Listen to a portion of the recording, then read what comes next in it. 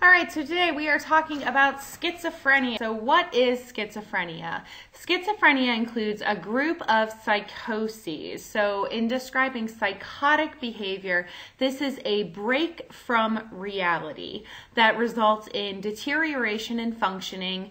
These individuals have severe distortions in their thinking, in the way that they perceive the environment, in their mood, and they also demonstrate bizarre behavior. So here are a couple of examples of how schizophrenia might actually look in an individual person. So I'll encourage you to pause the recording here so that you can read this behavior in relation to Anne. And then secondly, we have Richard here.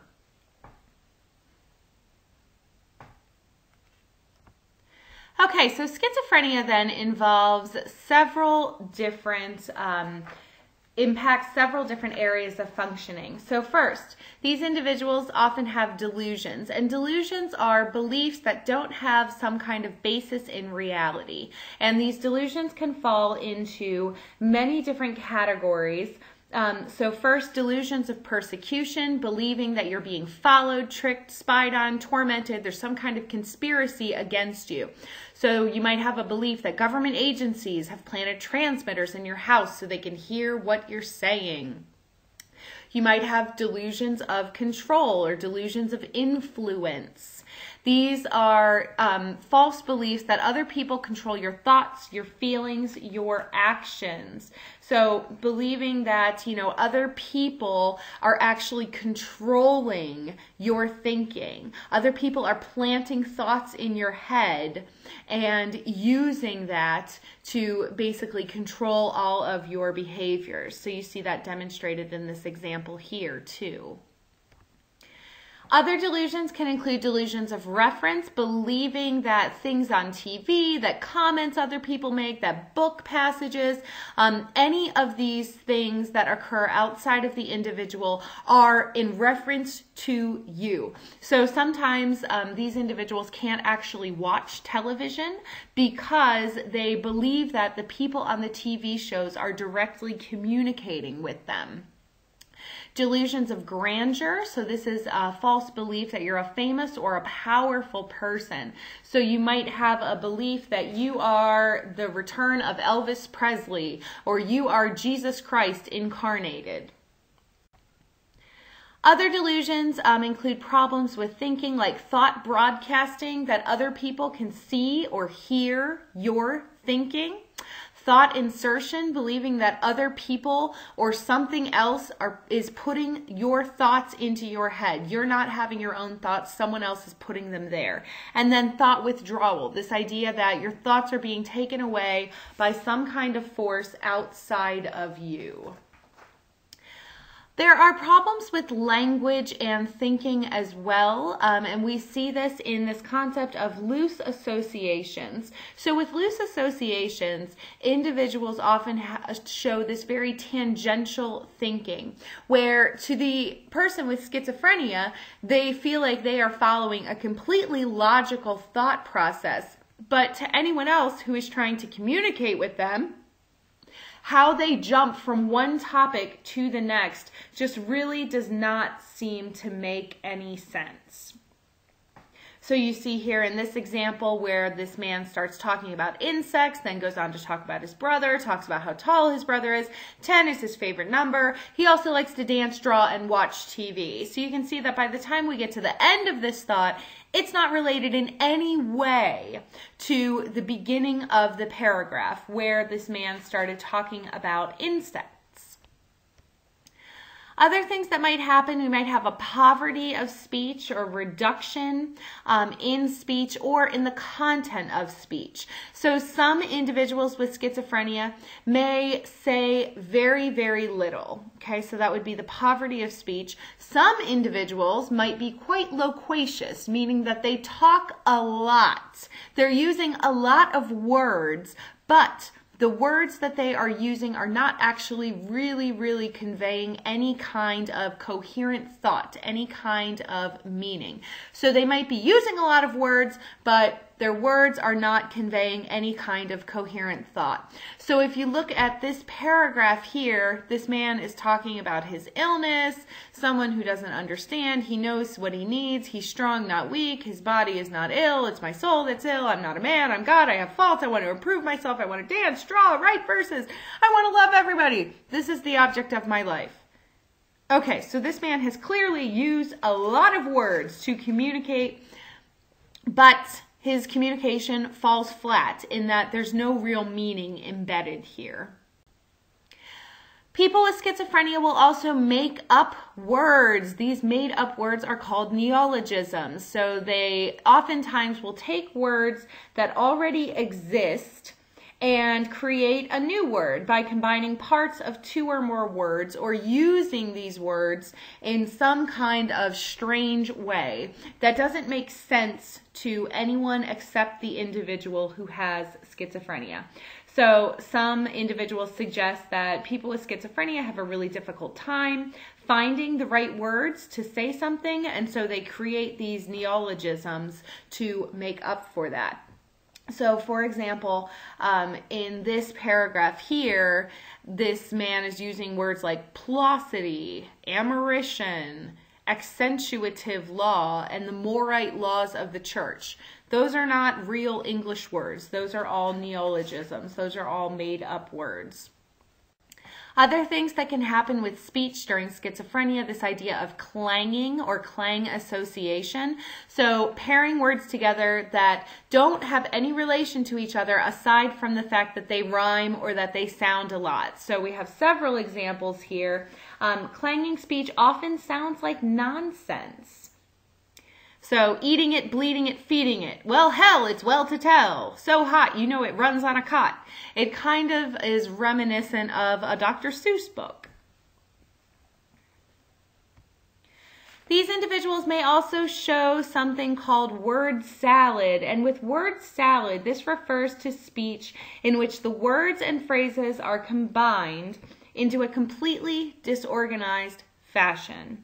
So you can see here, this language shows a complete breakdown of any kind of the normal or typical associative processes that we would expect from an individual using language. So you can see in this example here, it was shockingly not of the best quality. I've known all such evildoers coming out of doors with the best of intentions. It's exhausting. I do not understand what this means. So this is a good example here of this concept of word salad. Okay, so problems with perception. So being able to take in information from the surrounding environment, that's perception. Individuals with schizophrenia often have a really, really difficult time using what's called selective attention. So when you're even sitting here listening to this lecture or when you're sitting in a traditional classroom, you can probably tune out extraneous things. You can probably tune out the sound of the clock, maybe the sound of the lights buzzing overhead. You can tune out the sound that your classmate's pen makes as she writes across the piece of paper. Those are extraneous things, right? And you can selectively attend, pay attention to the important stuff. So during a lecture, it would be paying attention to your professor's voice, right? And what the professor is writing on the board. Individuals with schizophrenia cannot do this. They have a really, really difficult time selectively attending. Their senses are flooded by sights and sounds. It's almost like they have sensory overload here. So described in this quote, everything seems to grip my attention. I'm speaking to you just now, but I can hear noises going on next door. I find it difficult to shut it out, and it makes it more difficult to concentrate on what I am saying to you. Often, researchers believe that the breakdown of selective attention may underlie most of the other symptoms that individuals with schizophrenia demonstrate. Okay, so moving on then to hallucinations. So other problems with perception. Hallucinations involve a false sensory experience. So for individuals with schizophrenia, hallucinations can happen with any one of your 5 senses. However, auditory are the most common.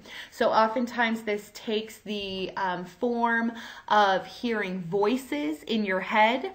Sometimes it might be 2 voices, 2 different voices that provide some kind of running commentary for what you're doing. So you have this constant chatter in your head if you have 2 voices doing this running commentary. Visual hallucinations are also quite common, and you can have tactile hallucinations where you feel things that are not present. You can have gustatory hallucinations where you taste things that aren't there. And you can also have olfactory hallucinations where you smell things that aren't present. So oftentimes these hallucinations work in conjunction with your delusions. So let's say that you have this delusional belief that your roommate is trying to kill you. Okay, so that's your delusion. Your roommate is trying to kill you. Your roommate, when you're sitting down to eat breakfast that morning, your roommate brings you a cup of coffee. And you lean over and you smell the cup of coffee and you think to yourself, I know that she's trying to kill me. I can smell the poison. I can smell it in this coffee. And then you taste it and you think, oh, she is definitely trying to kill me. I can taste the poison in this coffee. So that would be examples of how hallucinations and delusions tend to work in conjunction with each other. So there are other problems that individuals with schizophrenia show, particularly related to this different ways of showing affect. So affect is basically emotion. So first we have blunted affect, where the patient shows very little emotion, especially compared to other people. With flat affect, the patient shows no emotion at all. They might remain very stoic. They might show very little intonation in their voice. So using a monotone kind of voice just like this, showing no kind of intonation whatsoever. Using a very monotonous voice. For some individuals too, they show inappropriate affect. So they express emotions that do not match the situation. So let's say that I came up to an individual who has schizophrenia and I said, oh my gosh, I'm so distraught right now. My dad just died. An individual with schizophrenia who has problems with inappropriate affect might smile or laugh at me and be like, your dad just died. Wow, yeah. Instead of the reaction perhaps that I would hope for, where that person would clearly be very sad for me. So expressing emotions that don't match the situation. There are also problems with motor behaviors. So this is movement. So for example, individuals who have schizophrenia might show these kind of stereotyped behaviors where they engage in some kind of purposely behavior repetitively. So the behavior doesn't really have any kind of function, but they continue to do that behavior over and over and over again. We see this also in children who have autism, for example, these self-stimulating behaviors. So it could include things like hand flapping, moving your arms continuously. In the video that's associated with this chapter, one of the men in the video is twirling his hair constantly during the interview. Individuals may also show catatonia. And so catatonic behavior is basically when individuals with schizophrenia stay in some kind of very rigid pose, much like this image or this picture here on the screen. They stay in some kind of very rigid pose for hours and hours and hours. Additionally, individuals with schizophrenia experience social withdrawal. So they really have very little interest in engaging with other people. So they don't really want to be around other people. Oftentimes they act as if other people do not exist. And usually, you know, because their ideas, their ways of being are so illogical, the withdrawal has the effect of distancing them even further from reality. So oftentimes for individuals with schizophrenia, their only social contact is with first-degree relatives. So they're usually, you know, living at home. They might have some contact if they're seeing, you know, a psychiatrist, a social worker, another mental health clinician. So there are several ways to conceptualize schizophrenia, looking at the symptoms. One way is to look at positive and negative symptoms on a continuum, with positive being one end of the continuum and negative symptoms being the other end of the continuum. With positive symptoms, this indicates the presence of something that would normally not be there. So most notably in schizophrenia, this applies to hallucinations and delusions. Negative symptoms are the absence of something that's normally present. So in typically functioning individuals, we would see a range of emotion. However, with some individuals with schizophrenia, we see that blunted affect or that flat affect, and then also a poverty of speech. Normally, individuals would speak.